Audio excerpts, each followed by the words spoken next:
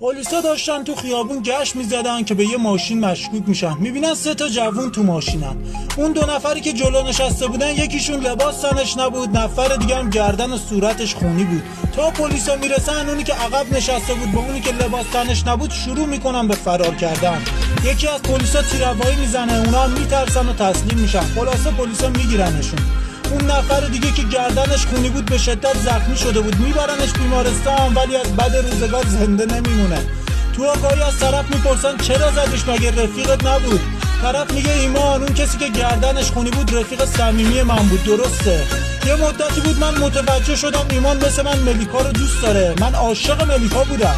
سر همین قضیه با ایمان دوست صمیمی خودم دعوام شد. چاقومو کشیدم، اصلا نفهمیدم چی شد، ناخواسته زدم گردن ایمانو بریدم.